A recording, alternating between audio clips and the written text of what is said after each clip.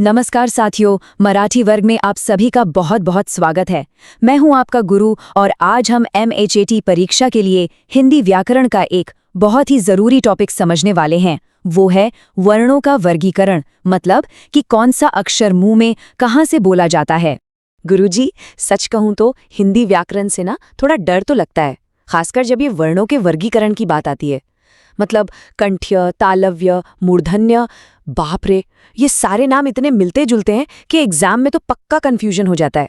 तुम्हारी चिंता बिल्कुल जायज़ है शिष्य, और यकीन मानो ज्यादातर स्टूडेंट्स को यही दिक्कत आती है। पर घबराने की कोई बात नहीं, अगले बस कुछ मिनटों में हम इस टॉपिक को एकदम मक्खन जैसा आसान बना देंगे, आप फिर कभी नहीं भूलेंगे।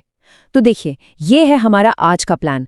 पहले हम इसका इम्पोर्टेंस समझेंगे, फिर जानेंगे उच्चारण स्थान क्या है, 5 मुख्य वर्ग देखेंगे और फिर आएगी महाटेट की रामबाण ट्रिक। उसके बाद कुछ पुराने सवाल हल करेंगे और अंत में सब कुछ समेट लेंगे। तो चलो शुरू करते हैं। सबसे पहला सवाल, भाई ये टॉपिक इतना ज़रूरी है ही क्यों? देखिए, बात सीधी सी है। MA टेट परीक्षा में अकेले इस टॉपिक से सीधे सीधे 2 से 3 सवाल आ ही जाते हैं। मतलब अगर ये टॉपिक पक्का कर लिया तो समझो आपके नंबर पक्के हो गए। अच्छा, अब सबसे बेसिक बात, ये उच्चारण स्थान होता क्या है? देखो, बहुत ही आसान भाषा में समझो। हमारे मुंह के अंदर अलग अलग पार्ट्स हैं ना, जैसे गला है, तालू है, दांत हैं, होंठ हैं। बस ये हर अक्षर के घर जैसे हैं, जहां से उनकी आवाज पैदा होती है। इसी को कहते हैं उच्चारण स्थान। सिंपल। तो इन्हीं घरों के आधार पर हम वर्णों को मेनली 5 ग्रुप्स में बांटते हैं। अरे घबराने की बात नहीं है, चलो एक एक करके सबको आराम से समझते हैं। तो पहला ग्रुप है कंठ्य वर्ण। अब देखो, नाम में ही इसका मतलब छिपा है। कंठ्य मतलब कंठ, यानी हमारा गला। तो जिन वर्णों की आवाज सीधे गले से आती है वो कंठ्य हैं। इसमें पूरा क वर्ग आता है। क, ख, ग, घ और ङ। गुरुजी, नाम तो समझ आ गया, पर क्या कोई ऐसा तरीका है जिससे हम इसे खुद महसूस कर सके, मतलब ताकि रट्टा ना मारना पड़े? अरे वाह, बहुत अच्छा सवाल है। बिल्कुल है तरीका। चलो सब लोग मेरे साथ करो। अपने गले पर हल्के से हाथ रखो। रखा। अब बोलो क, ख, गगन। महसूस हुआ एक वाइब्रेशन हो रही है ना गले में? इसमें जीभ या होंठ का ज्यादा काम ही नहीं है। यही है कंठ्य वर्ण की असली पहचान। चलो अब दूसरे ग्रुप पर आते हैं, तालव्य वर्ण। इन वर्णों का घर है तालु। तालु मतलब हमारे मुंह के अंदर जो ऊपर की छत है ना, वो। तो पूरा च वर्ग, यानी च, छ, ज, झ, ञ, ये सब तालव्य हैं। इनको बोलते समय हमारी जीभ ऊपर तालु को टच करती है। गुरुजी, बस यहीं आकर गाड़ी अटक जाती है। ये तालु और मूर्धा, इनमें फर्क क्या है? ये हमेशा कंफ्यूज करता है। बहुत बढ़िया सवाल। चलो इस कंफ्यूजन को आज जड़ से खत्म करते हैं। देखो, जब हम च बोलते हैं तो हमारी जीभ का जो फ्लैट बीच वाला हिस्सा है वो ऊपर तालु को छूता है। बोलकर देखो सब, चमन। महसूस करो, जीभ एकदम सीधी सीधी ऊपर जाकर चिपक रही है ना? और अब आते हैं तीसरे ग्रुप पर, मूर्धन्य वर्ण। इनका घर है मूर्धा। मूर्धा क्या है? ये तालु का ही आगे वाला थोड़ा सख्त हिस्सा होता है, दांतों के ठीक पीछे जो छत है। पूरा ट वर्ग, यानी ट, ठ, ड, ढ, ण, ये सब मूर्धन्य हैं। अब सुनो ध्यान से तुम्हारे सवाल का जवाब। तालव्य में जीभ सपाट थी, लेकिन मूर्धन्य में जीभ की नोक मुड़ जाती है, रोल हो जाती है और फिर ऊपर मूर्धा को टच करती है। बोलकर देखो, टमाटर। ट बोलते ही जीभ कैसे गोल घूमकर ऊपर लगी। बस यही मेन फर्क है। चौथा ग्रुप तो बहुत ही आसान है, दंत्य वर्ण। नाम से ही पता चल रहा है, दंत्य यानी दांत। इनको बोलते समय जीभ की नोक सीधा ऊपर वाले दांतों को छूती है। पूरा त वर्ग इसमें आता है। त, थ, द, ध, न। और हमारा 5वां और आखिरी मेन ग्रुप है ओष्ठ्य वर्ण। ओष्ठ्य मतलब होंठ। पूरा प वर्ग, प, फ, ब, भ, म, इनको बोलने के लिए दोनों होंठों का मिलना जरूरी है। ये तो इतना आसान है कि कोई बोल रहा हो तो हम देखकर ही बता सकते हैं। अच्छा, इन 5 मेन ग्रुप्स के अलावा 2 और जरूरी ग्रुप्स हैं। एक है अंतःस्थ वर्ण, य, र, ल, व, और दूसरा है ऊष्म वर्ण, श, श, स, ह। ऊष्म क्यों? क्योंकि इनको बोलते समय मुंह से हल्की गर्म हवा निकलती है। इन्हें भी याद रखना है। हाँ गुरुजी, समझ तो सब आ गया, पर एग्जाम के प्रेशर में सब गड़बड़ हो जाता है। कोई ऐसी रामबाण ट्रिक है क्या जिससे ये सब दिमाग में एकदम फिट हो जाए? बिल्कुल, अब आ रही है वो रामबाण ट्रिक जिसका सबको इंतजार था।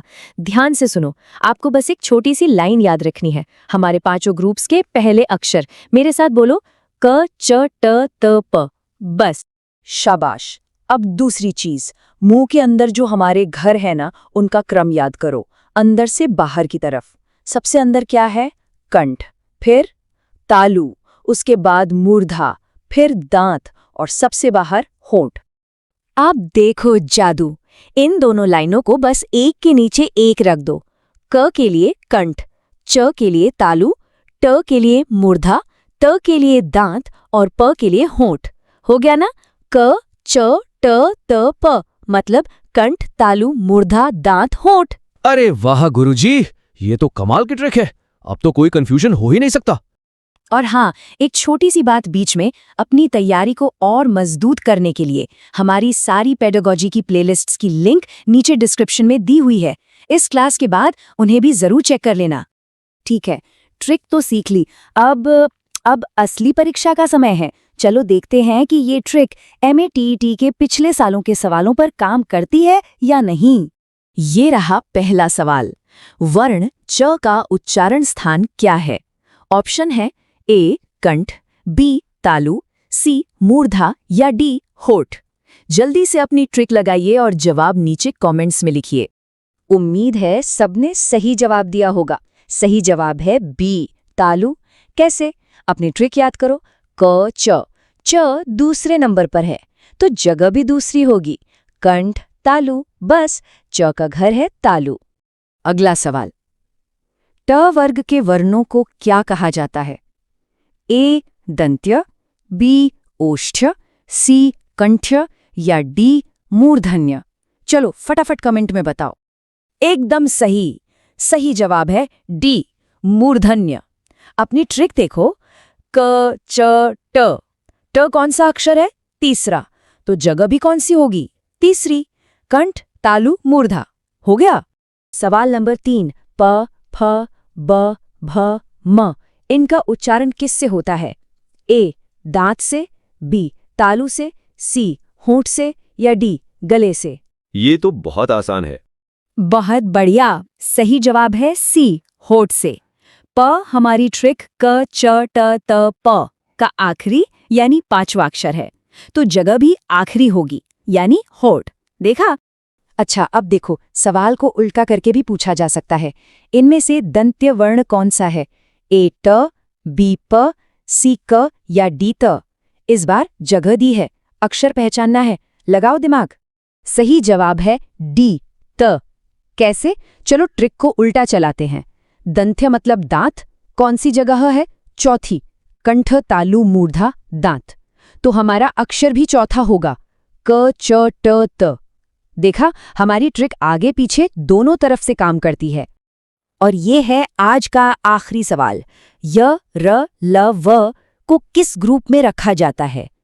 ए ऊष्म, बी अंतस्थ, सी मूर्धन्य या डी कंठ्य? इसका सही जवाब है बी अंतस्थ। याद है हमने बात की थी कि कुछ स्पेशल ग्रुप्स भी हैं, ये उन्हीं में से हैं। और ऊष्म वर्ण कौन से थे? श, श, स, ह। बहुत बढ़िया। तो दोस्तों, इसी के साथ हमारा आज का ये टॉपिक पूरा हुआ। सबसे जरूरी बात जो आज लेकर जानी है वो है हमारी रामबाण ट्रिक क च ट त प। यकीन मानिए ये आपको एग्जाम में पूरे नंबर दिलाएगी। जी गुरुजी, तो आज हमने क्या क्या सीखा? हमने समझा कि उच्चारण स्थान क्या होता है, वर्णों के 5 मेन ग्रुप्स कौन से हैं, और सबसे बढ़िया MATET के लिए कचट तप वाली जादुई ट्रिक सीखी और साथ में असली सवाल भी हल किए। और रुकिए, आपकी तैयारी को और भी पक्का करने के लिए हमने कुछ खास इंतजाम किया है। इस पूरी क्लास के नोट्स आप PDF में डाउनलोड कर सकते हैं और अपनी प्रैक्टिस के लिए एक क्विज भी है। दोनों का लिंक नीचे डिस्क्रिप्शन में है, छोड़ना मत। अगर आपको आज कुछ नया सीखने को मिला और मजा आया तो हमारे चैनल मराठी वर्ग को सब्सक्राइब करना बिल्कुल न भूले। इस कोशिश को एक लाइक दें और अपने दोस्तों के साथ भी शेयर करें। और हाँ, सारे अपडेट्स के लिए हमारे व्हाट्सएप और टेलीग्राम ग्रुप से भी जुड़ जाए। लिंक नीचे डिस्क्रिप्शन में ही है। अच्छा, जाने से पहले एक सवाल आप सबसे। हिंदी व्याकरण का अगला ऐसा कौन सा टॉपिक है जो आपको मुश्किल लगता है और आप चाहते हैं कि हम उससे ऐसे ही आसान बना दें? नीचे कमेंट्स में हमें ज़रूर बताइएगा। आपकी सफलता के लिए ढेर सारी शुभकामनाएं। मिलते हैं अगली बार। धन्यवाद।